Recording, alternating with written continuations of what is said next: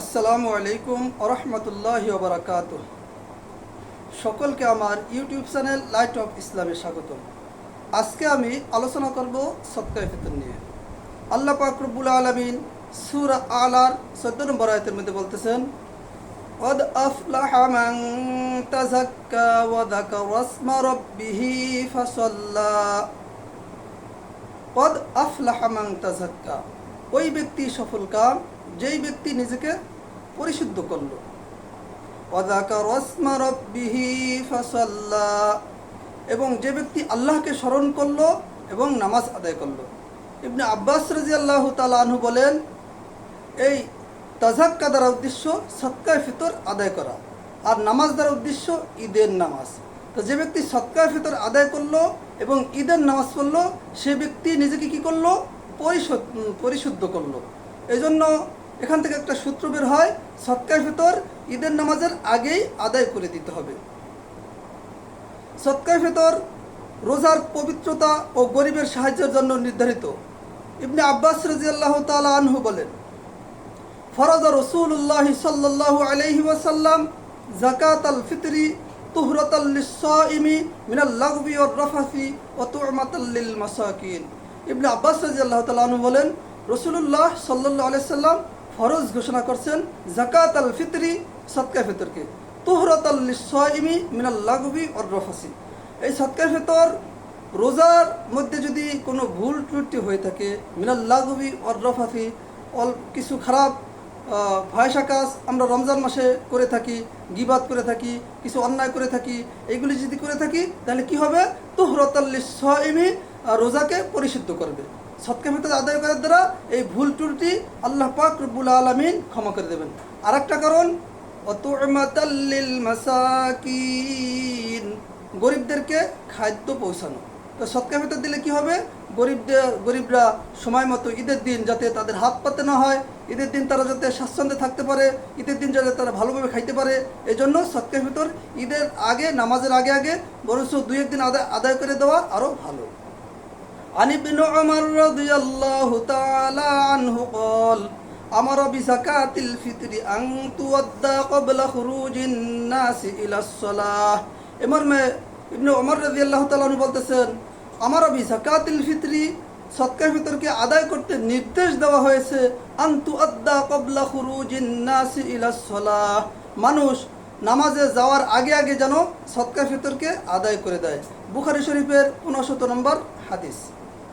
অন্য এক হাদিসের মধ্যে বলতেছেন, আন ইবনে আব্বাস রাদিয়াল্লাহু তাআলা আনহু قال মান আদ্দাহা ক্বাবলা আস-সালাহ ফাহিয়া যাকাতুম মাকবুলা ওয়া মান আদ্দাহা বা'দা আস-সালাহ ফাহিয়া সাদাকাতুম মিনাস সাদাকা। সুনানে আবু দাউদ শরীফের 1609 নম্বর হাদিস।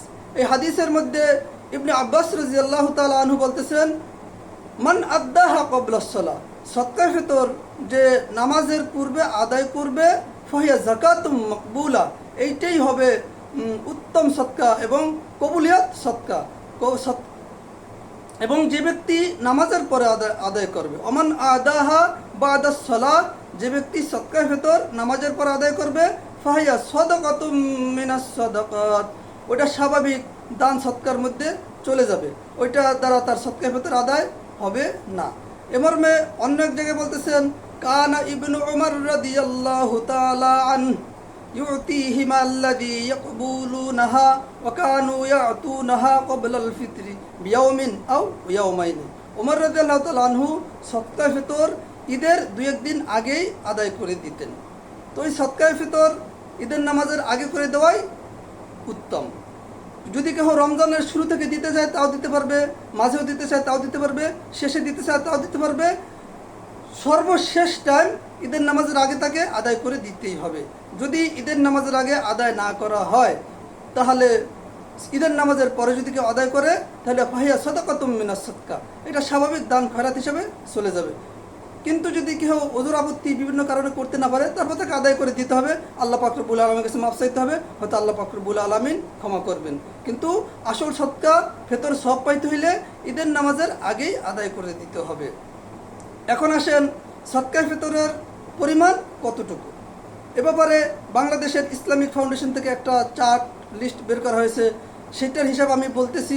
এ থেকে বিভিন্ন বাজার অনুযায়ী, বিভিন্ন জায়গার, বিভিন্ন এলাকার জিনিসের দাম অনুযায়ী কম বেশি হইতে পারে। সর্বনিম্ন সৎকার পরিমাণ যদি আটা এবং গমের হিসাব ধরি, আটা 1 কেজি 650 গ্রাম, গম 1 কেজি 650 গ্রাম, এর সর্বনিম্ন দাম আসে 110 টাকা। এরপরে বাকি আর কি দিয়ে সৎকার ফিতর আদায় করা যায়? জব, খেজুর, কিশমিশ, পনির। জব, খেজুর, কিশমিশ, পনির 3 কেজি 300 গ্রাম অথবা তার মূল্য। যদি জবের হিসাব করি, 3 কেজি 300 গ্রামের জবের দাম আসে 530 টাকা। যদি কেউ 530 টাকা দিয়ে সৎকার ফিতর আদায় করে, তার সৎকার ফিতর আদায় হয়ে যাবে। এরপরে খেজুরের হিসাব যদি করি, তাহলে তার দাম আসে 2310 টাকা। যদি কিশমিশের হিসাব করি, তার দাম আসে 1980 টাকা। যদি পনিরের দাম হিসাব করি, তার দাম আসে 2805 টাকা। তো যেই লেভেলের, সেই লেভেলের সৎকার ফিতর আদায় করবে। যার টাকা পয়সা কম কিন্তু নিসাব পরিমাণ মাল আছে, তারপরেও অভাবী, 7.5 তোলা স্বর্ণ, 52.5 তোলা রূপা, 7.5 তোলা স্বর্ণ যদি কারোর কাছে গচ্ছিত থাকে, বা এই পরিমাণ প্রয়োজনের অতিরিক্ত সম্পদ, অথবা 52.5 তোলা রূপা অথবা তার দাম যদি কারো কাছে থাকে, অথবা এই পরিমাণের দাম, অথবা প্রয়োজন অতিরিক্ত জিনিসের দাম যদি হিসাব করলে 7.5 তোলা স্বর্ণের দাম আসে, অথবা 52.5 তোলা রূপার দাম আসে, তাহলে তার উপর সৎকার ফিতর ওয়াজিব হয়ে যাবে। যাকাতের উপর নিসাব পরিমাণ মাল বছর অতিবাহিত হইতে হয়, কিন্তু সৎকার ফিতরের জন্য বছর অতিবাহিত হওয়ার কোনো প্রয়োজন নেই। যদি ঈদের দিন সুবহ সাদেকের সময়ও যদি সে সম্পদের মালিক হয়, ঈদের নামাজের আগ পর্যন্তও যদি কোনো ব্যক্তি 7.5 তোলা স্বর্ণের মালিক হয়, 52.5 তোলা রূপার মালিক হয়, অথবা এই পরিমাণ টাকা তার কাছে এসে যায়, তাহলে তার উপর সৎকার ফিতর ওয়াজিব হইবে।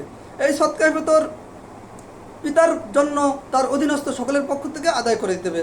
ছোট ছোট ছেলে সন্তান নাবালক, তাদের পক্ষ থেকে পিতা সৎকার ফিতর আদায় করে দেবে। যে সন্তান মাত্র ঈদের দিন